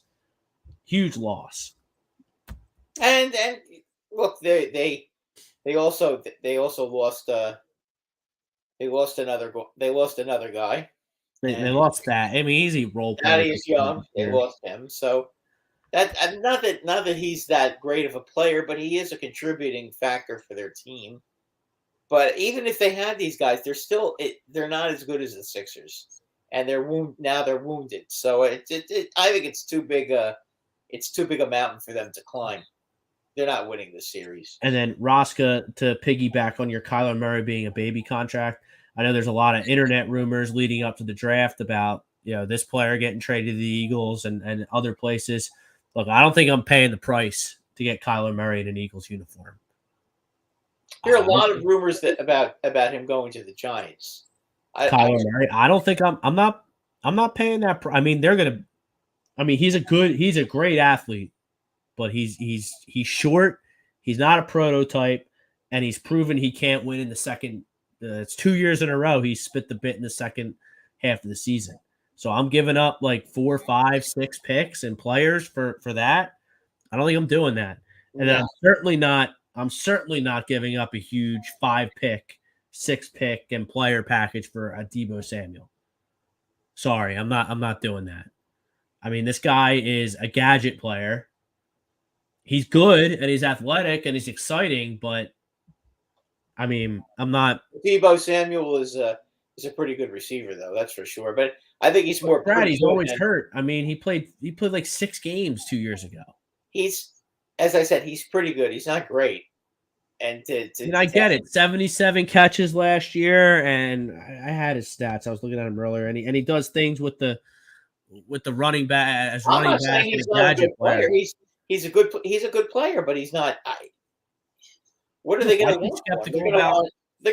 They're going to want a king's ransom. If I were the Niners, I would be trying to trade Deebo Samuel because I would be very skeptical about paying Deebo Samuel. But then, but if you trade him, then who's going to be your wide receiver? Well, I mean, look, I know like receivers. I don't know because it's not that easy. Listen, it's not that easy to get a true number 1 receiver. See, I don't think Deebo Samuel fits that mold. The other 2 guys that are bitching about their money are Terry McLaurin and AJ Brown. Those guys are studs. Like if I'm Washington and Tennessee, I'm locking those guys up. But I'm seeing what I can get for a Deebo Samuel. I'd be like, you're going to make Deebo Samuel a top 5, top 10 paid receiver in the league? I don't know if he's a top 10. Keep in mind, though, remember who's his quarterback. I mean, Garoppolo, I don't think Garoppolo is that good. And they do like to run the ball a lot. They're more of a running team than a passing team. They use him at running back. Well, they can use him anywhere. mean, he's that kind I of a don't know. player. I'd be careful. I'd be careful. If the Niners, I'm careful. I'm not paying them until I have to. Like, if Deebo Samuel goes out and has 85 catches next season, okay, then maybe I'll reconsider my position. But, Deebo Samuel holding out. Remember, he's on the 49ers, who don't really pass the ball all that often. I mean, if they pass the ball more than 20 times in a game, that's a lot. Well, that's why they've adapted his. That's his why role there. Yeah, that's why he runs the ball too, so you can get more. Justin the alpha. I mean, Debo's a star wide receiver. He wants that money. Nothing. Look, I have no problem with him advocating for himself getting paid. None. Zero. But if I'm the Niners, I'm like, you gotta wait. Sorry. The other two guys, AJ Brown and Terry McLaurin, those guys are studs. And if you're the commander, I really like McLaurin. Obviously, I've seen him a lot more. Like, you gotta give. I mean, I would just pay McLaurin. You bring in Carson, and we've seen Carson with bad receivers, and he stinks. And so Carson needs that guy to set him up for success, because Carson's a little bitch, and he needs everything to be in line for him to be, successful. So having a contract dispute with your best receiver, that's not a good start to the Carson Wentz era. So they're kind of boxed in to pay McLaurin and giving him what he wants. And then A.J. Brown's just a monster. I think all these guys will end up getting what they want. I'm just saying, there's been a lot of smoke with the Debo and Kyler Murray potentially to the Eagles and other places. And I would be careful about trading for both of them. I've always said, with all these guys, I'll believe it when I see it, and I still say the same thing. I'll believe it when I see it. I don't necessarily think that any of that's going to happen. It doesn't really make sense for them to do that. David Rod, we're off the tracks here. We're going to get back to Sixers live reactions in the second half, and we're going to turn it over about 9:15-ish to Jimmy and Evan on the Flight Zone. And then we'll be doing some post-game stuff. David Roska rounding out our football talk, our brief NFL draft talk, brought to you by FanUp, the best way to enjoy fantasy sports, daily NBA contests, and more. Win great prizes. Sign up today. Use promo code A2D, 5,000-point bonus. That's a $50 value. It's pretty cool, guys. It's worth your time, especially with the free $50. You go on DraftKings and FanDuel, you're kind of boxed in with the salary. You got to fit your guys in with the salary cap.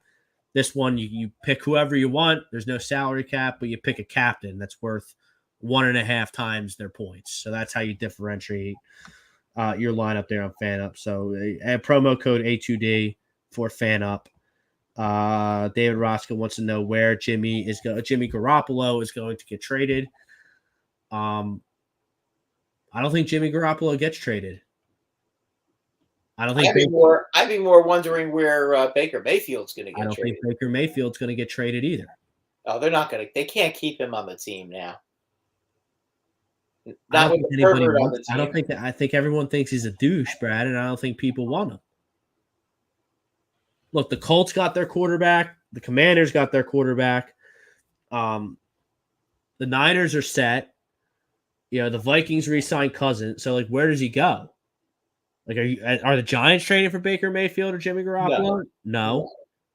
The Jets have Zach Wilson. They're going to see how that goes. The Patriots have Mac Jones. You just go through the league. Where are they going? Davis Mills didn't play bad in Houston last year. So, I don't know where. Who's quarterbacking in Atlanta? Marcus Mariota. Oh, okay. That's right. So, third quarter underway, off with a bang. Harden to Embiid. What a beautiful play. Keep the party going. 17-point lead. If this lead gets up to 20, it's done. Our second half reactions. Become an A2D member, $9.99 a month. Perks include appearances on shows, members only streams, shout outs, weekly sports picks from the Money Pop Podcast and Willie Vegas. Free smoke here from Willie Vegas. On the Sports Hounds was Dallas Mavericks money line tonight. Siakam just cannot cannot take an Embiid down low. No one can. And now there's Harden. Oh, go up strong and finish.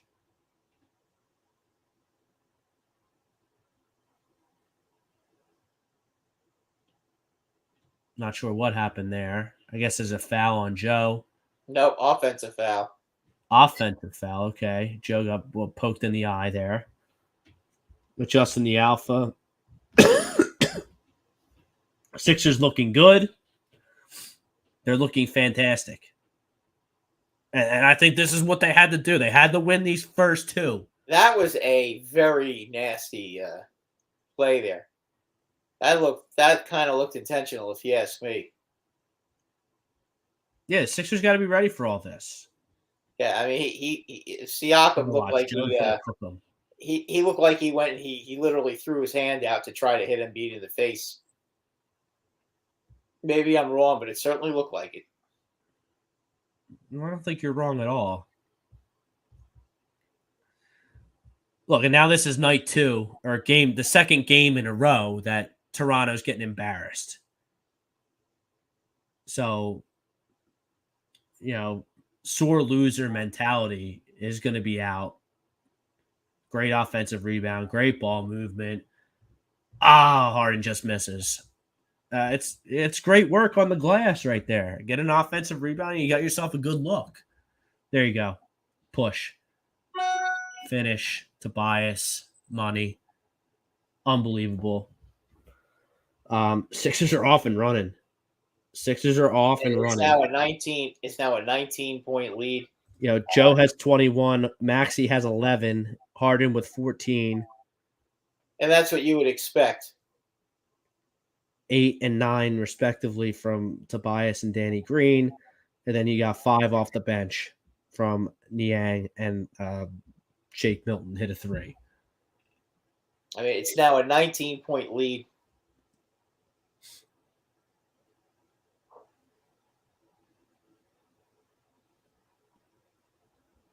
Tell you what, when this team is running, they're almost impossible to stop. I don't want them to fall in love too much with this fast break because it works against this team. But if you get in a track meet with, say, Brooklyn, I don't think that can get dicey. Track meet with Boston, that can get dicey. The Heat got a lot of guys who are athletic and can run. That can get dicey. Well, the fact is though that they can do it if they want to. If they want to push the ball, they can be very effective. Look, they have the offensive talent to do whatever they want. Yes, they just do. Tobias, Joe, Harden, and Maxey is a quartet of offense that not many teams have. So then you forget about Tobias on the wing, and he makes you pay with a 3. Now you're up to 4 points. 74. They're going to end up with 100 after the third quarter. So you're on pace to have 100, maybe 100, high 90s at least through 3. That's crazy. It's now a 20-point lead. So at this point, they stop the fast break. They just take it away, and now a frustration foul by the Raptors.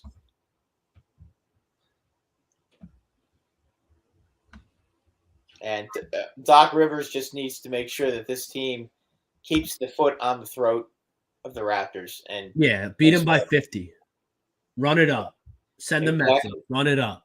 Exactly. Break their spirits. Yep. No emptying the bench. Get it up to 30 and then empty the bench. No, I want to win by 50. Because this team blows leads, Brad. There you go. Push. Love it. Love it. Love it. Love it. Love it. Love it. Another air ball. Boy, they've shot a lot of air balls, Toronto. It's not their game. The Sixers have totally taken the Raptors out of their element by running this much. See, now they have Siakam running the floor. That's not his game. Now they're kicking the OG on the wing. I mean, penetration, that's kind of his game there. But, I mean, give up a wing 3 to OG there. That's fine. I'm doing that all day.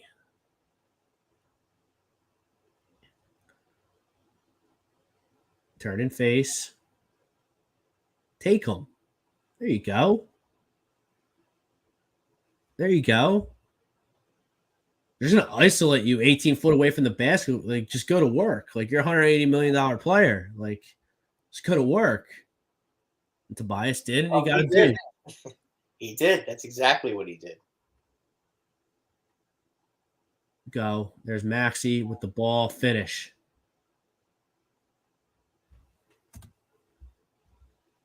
He's going to get to the line.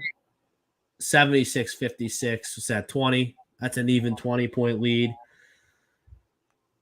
And now they're looking to get their biggest lead because they had a 20-point lead before. So they're looking at 2 foul shots when we get back to the game, up 20, middle of the third quarter.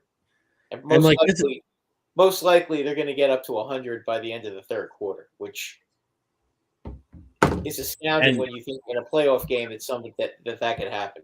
Look, if the Raptors are going to steal a game here and not get totally embarrassed and swept on their home floor, they're going to have to figure out how to slow the pace down because the Sixers are dictating everything. They're dictating everything on offense. They're dictating everything on defense. They're dictating pace of play. They're just everything. Everything's getting dictated.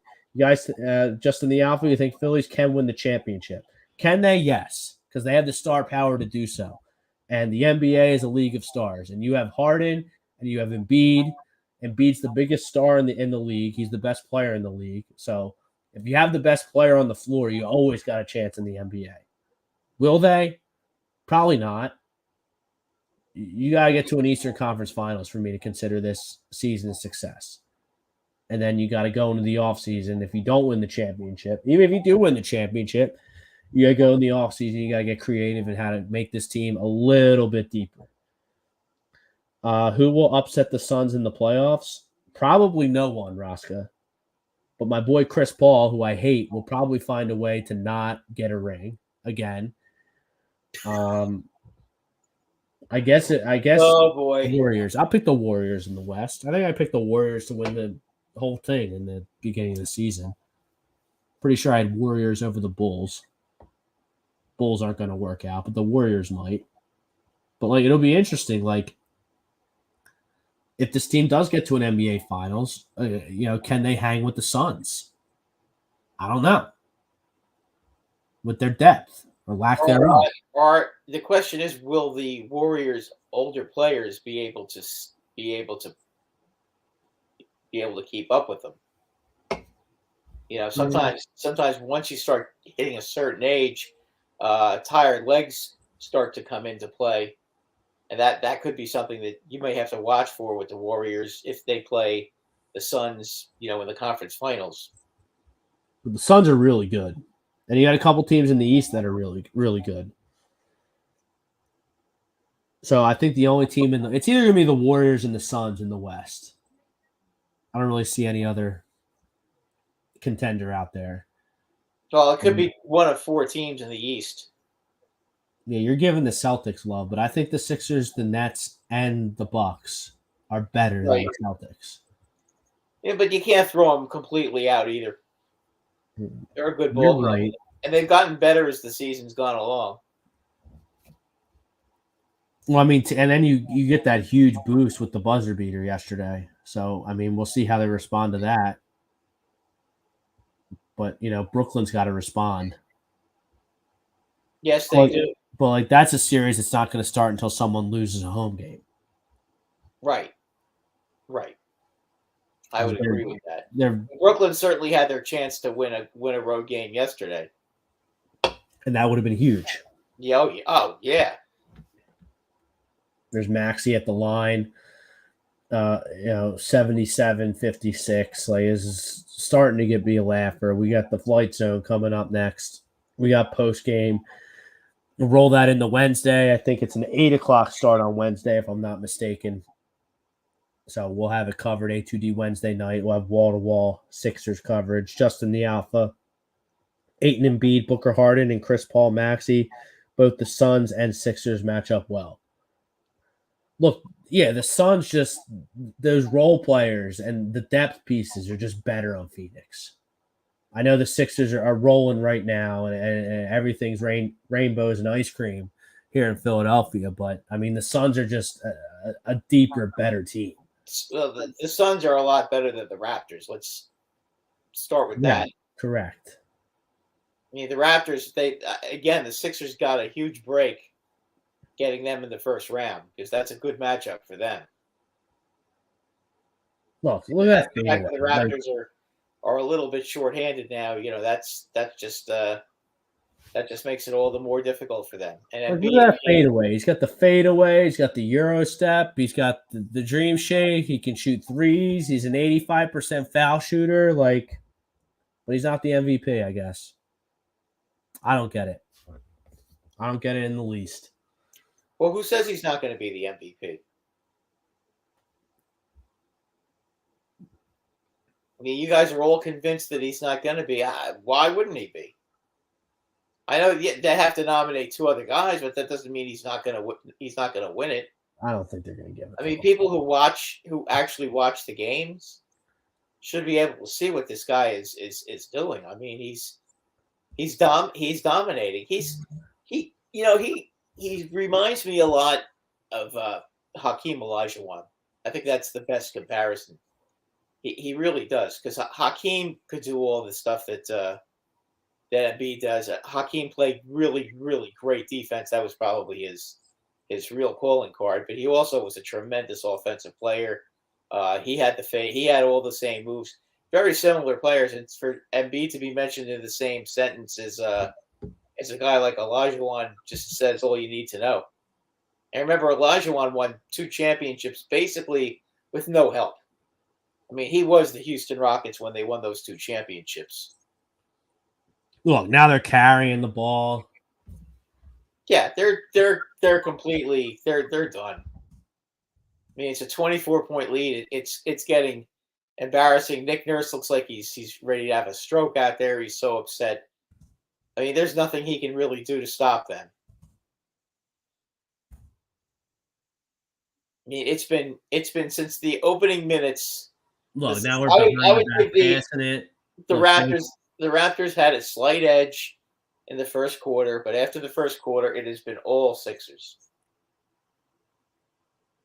And at this point, it's a 24-point lead. It's gotten totally out of hand. Nobody's making shots down for the Raptors. But the Sixers are getting contributions from everybody. Push.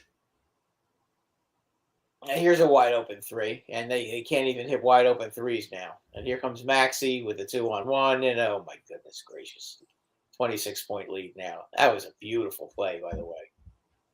I mean, they're doing everything right. Stick a fork in them from Bob Brink. Yeah, they're done. They're done for this time for this game for sure. But I just don't see that.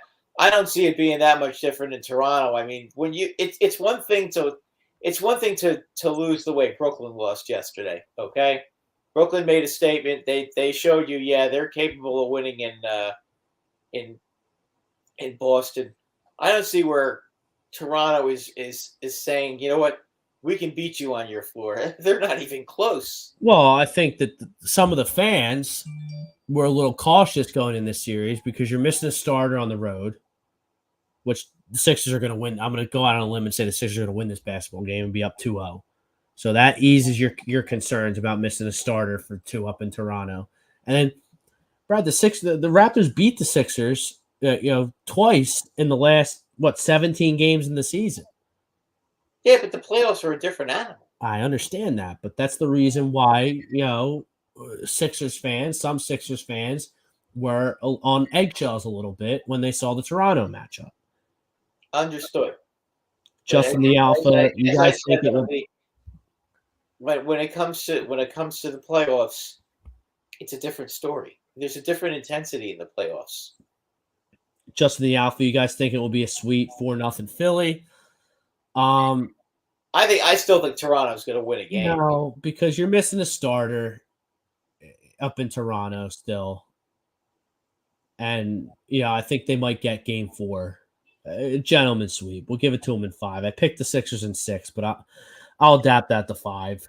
after seeing how these first two games unfolded. Like they just can't score with the firepower and anyone who thinks that the Sixers, like the NBA, is not a league driven by stars. I mean, just look at how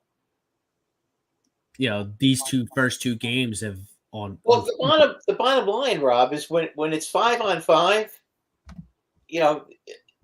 a star can affect the game more in basketball than in any other sport. In baseball, you've got 9 hitters. Okay, so a star comes up to bat 3 to 4 times a game. Right. Okay. In hockey, if it's a defenseman, he's out there, and even if he plays a lot, he'll play 25 out of 60 minutes. Okay, and he's one of 5 guys. He'll play 25 out of 60 minutes. In basketball, it's only 48 minutes. It's always 5-on-5, and they don't come out.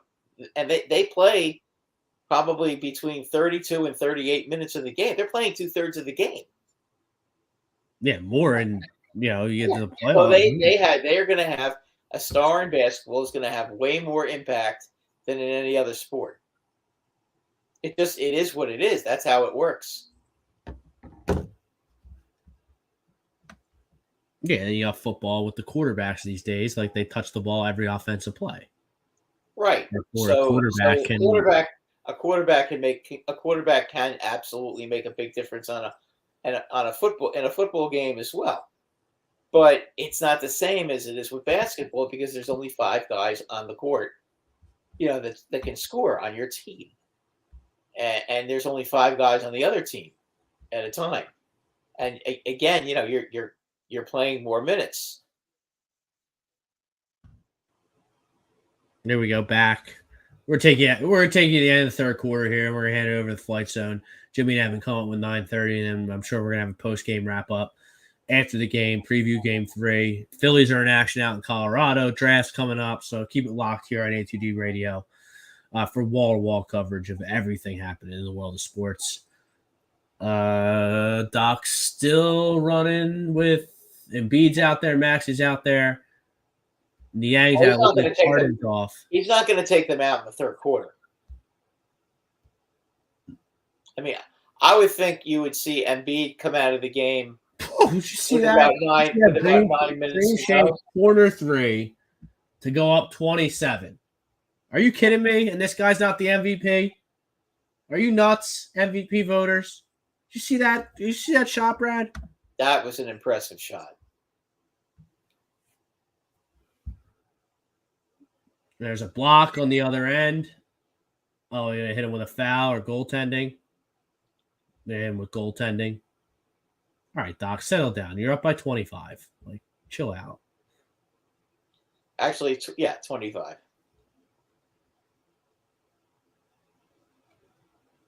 Jesus. Like, that's unguardable. 8 for 16. Pace, too. I mean, that was good defense by the Raptors. You can't hit him again. Take him. Take him. Take him. Take him. Take him.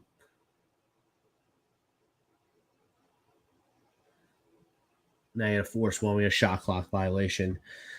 All right, there's a hockey question from Rosca there. Who's going to upset the 2-time Stanley Cup champion Tampa Bay Lightning? Brad, I'll defer there. Upset them? Have you been watching them play this year? Nobody's going to upset them. They're not that good this year. There you go. So who's going to? I like Florida. Well, if they come in second or third, they're going to play Toronto. So, and I don't like Toronto to beat Tampa Bay, to be honest with you, because Toronto never beats anybody in the playoffs. But they're not going to beat. They have no. I'm going to say it right now: the Tampa Bay Lightning have no chance to beat Florida. None. 0. Absolutely not happening. Okay. It's to me right now. It's Florida and Carolina in the are the 2 top teams in the East as far as playoffs. Now, my Rangers might be able to sneak in and win this division, but we have no idea what's going to happen in the playoffs with the Rangers because most of these guys had never played a playoff game. So we just don't know what's going to happen. Okay, but it's sure going to be fun to watch because it's going to be the NHL has got some real good teams. Colorado right now is by far the best team in the league. It's not even close. I mean, are they going to get Landeskog back, or does it not even matter? I don't think it really matters. You watch them play; they're so good, and they score. You watch their power play, okay, and then you watch their penalty kill, and you watch them 5-on-5, and the other team is always on their heels. I mean, they put up 7 on the Carolina Hurricanes the other night. They beat them 7-4, but it was 4-0. And then they went to sleep and it was 4-3, and then they said, "Oh yeah," and they went 7-4. That team, they beat everybody. They slaughter everybody. I mean, that's a great team, and the goaltending has not been a problem. And I think Kemper is pretty darn good, and I just don't see how Colorado is going to lose to anybody this year. I think they finally got enough rugged players on their team to be able to handle just about anything. If somebody wants to start playing rough, they've got they've got the depth. They definitely have the toughest fighter in the league. That one guy they have, what's his name? Curtis McDermott. He's the best fighter in the league this year. He's the heavyweight champion, in my opinion. And that means a lot, because you know what? If you have a guy that can beat the hell out of anybody on the other team, okay, it means that you can't mess with the other team's stars. So if you try going after McKinnon or anybody else like that, you're gonna end up getting your brains beaten, and that is definitely not something you want to do. Plus the fact you put them on a power play and you're dead.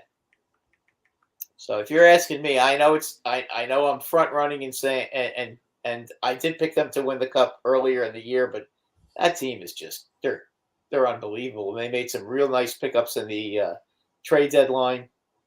I don't see how anybody beats them, including Florida. It's going to be tough for them because as much as they can score, I think the Avalanche play better defense. The corner 3 for Matisse. They love that corner. They must be working on it.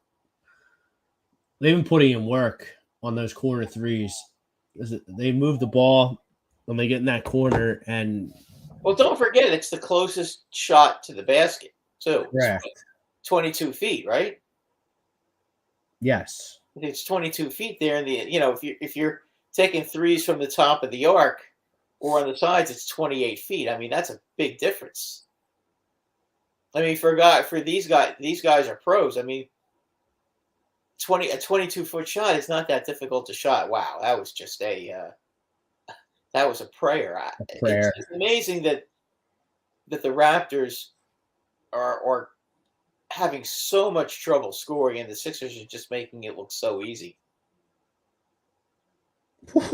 You watch these guys the way they're playing right now, and they're toying with them. Whoa. Maxey with 18, 6, and 7. So quiet first quarter from Maxey. He's filling it up. Still a quarter to go. Somewhere there, they finally hit a 3 there. 20 the final possession. Not the final possession, but basically the final possession here. We're going to get out of here, hand it over to the flight zone and our post-game crew here after we handed it over to them with a 24-point lead. So hopefully they can bring home. They're not gonna come in and blow it. Give it up. Right. We don't expect to see the flight zone blow this lead. Okay. We've given you guys a 24-point lead. Don't blow it. Now it's 21. Okay, 21. Get in there. All right. Thank you to all the people that liked, subscribed, and shared our show. Remember to turn those notifications on. Don't miss a thing here on this Sixers, hopefully, championship run. Thank you for our great sponsors. Thank you to everyone who commented on the show. Thank you to Frank Vespi for producing the show. Keep it locked right here for the rest of the night. Flight Zone coming up next. Post-game show. Go Sixers. Make sure you tune in Wednesday night, A2D Wednesday night. They'll be talking Sixers all night. That's when Game 3 is. Sixers going up to Canada with what is hopefully a 2-0 series lead. Hopefully Jim and Evan bring home the victory. Don't blow this lead. We set you up nice. We set you up nice, boys. So let's bring it home. Close it out, guys. Close it out. Peace out, everybody.